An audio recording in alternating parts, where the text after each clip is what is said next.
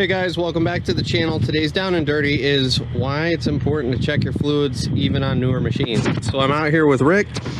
We are working on a job where he's been having to switch attachments a fair amount on his skid. This is a newer machine, doesn't have any leaks on it. It doesn't have any reason to just dramatically lose hydraulic fluid, but he's got two things going for him. He's been switching attachments a ton over the last 2 days. And on top of that, he's running a tree shear that has just a little leak to it. So it's really important, even on newer machines, if you don't check it every day, every couple of days, you just need to go and do a spot check on your fluids. And a prime example is right here. So first of all, also, if you don't know how to check fluids on a machine, ask questions. So this sight glass for the hydraulic tank is way down tucked under that filter. I'm not even going to try to show you because it's a pain in the ass to see. But I never would have found it, so I asked Rick where it was.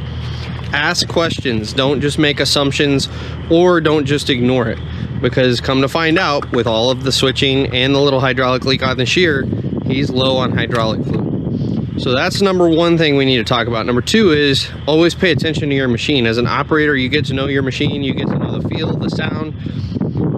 When you're running and it starts to get low on hydraulic fluid, there's a distinct whine that the hydraulic pump starts to make. And if you've spent time in the machine, you need to pay attention to that. Don't just go about your day blasting the radio the entire day.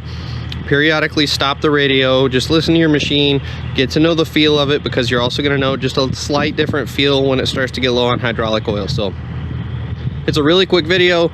We don't have anything super important today. It's just really important, even on newer machines, check your fluids.